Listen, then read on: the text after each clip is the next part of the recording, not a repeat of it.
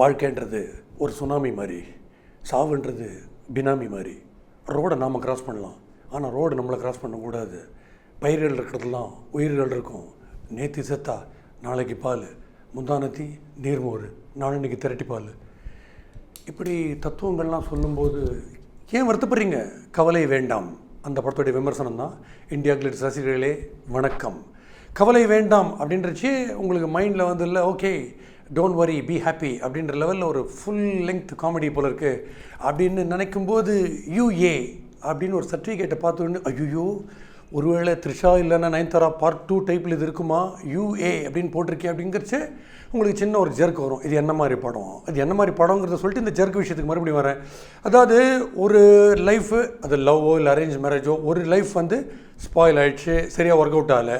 So அந்த wife வந்து அந்த லைஃப்பை விட்டு வெளியில் வந்துட்டு இன்னொரு லைஃப்பில் செட்டில் ஆகலாம், இன்னொரு ஹீரோவோட போகலாம் அப்படின்னு டிசைட் பண்ணுற ஒரு கதை தான் இது. யாரெல்லாம் ஆக்டர்ஸ்ன்னு கேட்குறீங்க? காஜல் அகர்வால் தான் நான் சொன்னவங்க, இந்த அஃபெக்டட் பார்ட்டி. காஜல் அகர்வாலுக்கு ஒரு ஃப்ளாஷ்பேக் இருக்குது. அந்த சோக ஃப்ளாஷ்பேக்லேருந்து வெளில வரதுக்கு back to one more marriage அப்படின்னு பாபி சிம்மாவோட நம்ம மேரேஜ் பண்ணிக்கலாம் அப்படின்னு பிளான் பண்ணுறாங்க. அப்போ ஜீவா படம்னா முதல்ல இருக்கிற ஹஸ்பண்ட் அது ஜீவா தானே?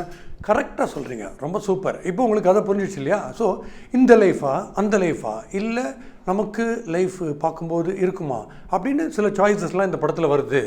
ஆனால் இதில் மெயின் எல்லாமே ஏ அடல்ட்ஸ் ஒன்லி. அடல்ட்ஸ் ஒன்லி அப்படின்னோடனே நீங்கள் வந்து ரொம்ப விரசமாக இருக்கும் அப்படின்னு நினச்சிட்டு அடல்ட்ஸ் மட்டும்தான் போகலான்னு நினச்சிட்டு இருக்கீங்க. இல்லை, சின்ன பொடி வச்சுருக்கோமே யூஏ அப்படின்னு போட்டால் சின்ன பசங்களும் வரலாம், ஆனால் கூடவே வயசானவங்க வரணும். ஏன்னா அவங்க கண்ணை மூடலாம், அவங்க இங்கே வாயை மூடலாம், மாற்றி மாற்றி எதாவது ஒன்று மூடினே இருக்கலாம் இல்லையா? அதுக்காகவே யூஏ அப்படின்னு போட்டு வாந்தி எடுக்கிற சீன்லாம் காமிச்சு ஓவே அப்படின்னு நீங்கள் ஃபீல் பண்ணுற லெவலுக்கு சில சீன்ஸ்லாம் நாங்கள் காமிப்போம். என்னென்ன சீன்ஸ் எல்லாமே மினிமம் சட்டை கட்டுறது, பனியனை கட்டுறது, அண்டர்வேரை கட்ட போகும்போது டக்குன்னு கேமரா மேனே வேறு எங்கேயாவது போயிடும். அதுக்கப்புறம் நிறையா இருக்குது. அப்பா அம்மா வந்து ஓட்டாங்க ஊரை விட்டு, அப்பா உலகத்தை விட்டு எங்கேயோ ஓட்டார், அவர் இப்போ வேறு ஒருத்தரோடு இருக்கார். ஹீரோ பார்க்குறாரு, அப்பா செட்டப்போடு இருக்கார். ஆனால் அப்பா அட்வைஸ் பண்ணுவார், எப்படி அம்மாங்கிற மாதிரி ஒரு உன்னத ஒரு உறவை நீ பார்க்கவே முடியாது அப்படின்னு சொல்லிட்டு அவர் அட்வைஸ் பண்ணுவார். அப்புறம் நம்பர் 1 நம்பர் 2 எப்படி போனோம் அப்படிங்கிறது டெமான்ஸ்ட்ரேஷன், விஷுவல் டெமோ. நம்பர் 2 எப்படி போனீங்க அப்படின்னு போலீஸ் ஸ்டேஷனில் கேட்குறாங்க. அதை வந்து ஆர்ஜே பாலாஜி அப்புறம் ஹீரோ அவங்கெல்லாம் சேர்ந்து ஆக்சுவலி என்ன ஆச்சுன்னா நாங்கள் எப்படி முக்கினோம், எப்படி போனோம், முக்கிய அறிவிப்பு அப்படின்ற லெவலில் டெமான்ஸ்ட்ரேட் பண்ணி இப்படி புதுமையாக சீன்ஸ், எந்தெந்த சீனில் யார் யார் இருப்பாங்க, யார் இருக்க மாட்டாங்க, கட்டிக்க போகிற கணவன் புதுசாக வர மாப்பிள்ளை, ஆனால் அவர் பழைய மாப்பிள்ளை பண்ணுற ரூட் எல்லா சீன்லையும் அவர் கூடவே இருப்பார். அவர் வந்து நம்மளை மாதிரியே படம் பார்த்துன்னே இருப்பார். திடீர்னு சுனைனா இலவச இணைப்பு மாதிரி அவங்க கூட அப்பப்போ ஒரு சீனில் வந்து I love you my darling அப்படின்னு கல்யாணமான அந்த ஹீரோ கிட்ட சொல்லினே இருக்காங்க. எதுக்கு தெரியாது. ஹீரோ எதுக்கு டைவர்ஸ் பண்ணுறாரு தெரியலையே, எதுக்கு கல்யாணம் பண்ணாருன்னே தெரியலையே காஜல் அகர்வால். அதுக்கப்புறம் தான் நாங்கள் டைவர்ஸுக்கான காரணத்தை சொல்ல முடியும். கதை பெங்களூரில் ஆரம்பிக்குது. எதுக்கு போயிட்டோம் பெங்களூருக்கு யூனிட்டோட எல்லா கேள்வி கேட்டுனே அப்படி தண்ணி தான் அங்கேருந்து வராது, சீன்லாம் கூட வராது, நாங்கள் பெங்களூரில் எடுப்போம் ஆரம்ப சீனு. காஜல் அகர்வால் இருக்காங்களா? இருக்காங்க. அவங்களுக்கு என்ன மாதிரி சீனு, உங்கள் டூத்பேஸ்ட்டில் உப்பு இருக்கா அப்படின்னு கேட்குற மாதிரியே, உங்கள் திரைப்படத்தில் கதை இருக்கா அப்படின்னு அவங்க டைரக்டர்கிட்ட கேட்க மறந்துட்டாங்க போல இருக்குது. என்ன சொன்னாலும் நடிக்கிறாங்க.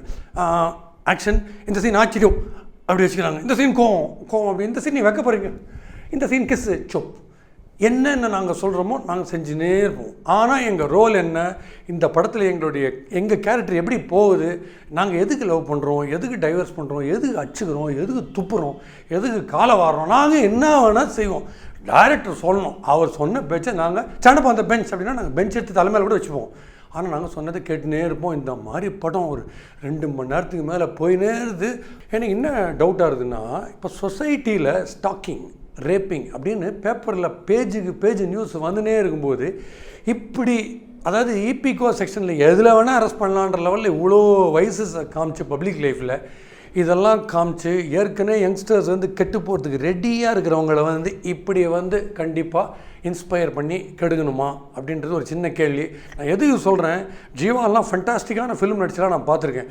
என்றென்றும் புன்னகை, கோ, இந்த மாதிரி கண்டென்ட் இருக்கிற படங்களை பிரமாதமாக நடிகிறார். இப்போ கூட இமோட் பண்ணுற சீன்லாம் நல்லா நடிகிறார். அப்படி இருக்கும்போது அத்தனை ஆர்டிஸ்ட்டுமே கதை கேட்கும்போது அம்னீஷியாவில் இருந்தாங்களா? இதில் அம்னீஷியாவில் வர மாதிரி சீன் இருக்குது. கதை கேட்கும்போதே அம்னீஷியாவில் இருந்தாங்களா? என்ன நடக்குதுன்னு தெரியாமல் நடிக்கிறாங்களா? எப்படி ஆடியன்ஸுக்கு இந்த மாதிரி சீன்ஸ் பிடிக்கும் அப்படின்றத யாரும் யோசிக்கவே இல்லை. ஆனால் டைட்டிலில் மட்டும் கவலை வேண்டாம் அப்படின்னு வச்சிட்டிங்க. டாடா பிர்லா அப்படின்னு கூட கவுண்டமணி பார்த்திபன் வச்ச ஒரு ஹிலேரியஸ் காமெடி வந்தது. டாடா பிர்லான்ற டைட்டிலுக்கு அப்ஜெக்ட் பண்ணோடனே முன்னாடி சின்னதாக prefix we are not Tata பிர்லான்றது பெருசாக போட்டாங்க, வி ஆர் நாட்ன்றது சின்னதாக போட்டாங்க. நானும் கொஞ்சம் அவசரத்தில் இதை கவனிக்கவே இல்லை. கவலை வேண்டாம் போட்டிருக்கு, முன்னாடி சில லைன்ஸ் போட்டு அதை கவனிக்கவே இல்லை. பக்கத்துலேயே ஆஸ்பத்திரி இருக்குது, ட்ரிப்ஸ் இருக்குது, கவலை வேண்டாம். மயக்கமாக இருக்கா, அவங்கள அப்படியே தள்ளுதா, தூக்கின்னு போகிறதுக்கு 4 பேர் இருக்காங்க, கவலை வேண்டாம். பயந்து போய் நடுங்கிருக்கீங்களா, வாசல்லையே போலீஸ் ஜீப் இருக்குது, கவலை வேண்டாம். இந்த மாதிரி சொல்லியிருந்தால் இன்னும் கொஞ்சம் தைரியமாக போய் இந்த படத்தை நாங்கள் பார்த்துருப்போம். இன்றைக்கி எவ்வளவோ பொல்யூஷன் இருக்குது நாட்டில். கோ க்ரீன்ன்றாங்க. ஒவ்வொருத்தரும் ஒவ்வொரு மாதிரி புரிஞ்சுக்கிறாங்க. பச்சை பச்சையாக சீன்ஸ் எடுத்து பச்சை பச்சையாக வசனம் பேச வைப்போம் எல்லாரையும். கோ க்ரீன் அவங்களே சொல்லிட்டாங்களே அப்படின்னு ராங்காக புரிஞ்சுட்டிங்களே. ஏன் இவ்வளோ சோகமாயிட்டீங்க? கவலை வேண்டாம். அடுத்த விமர்சனத்தில் சந்திக்கிறேன்.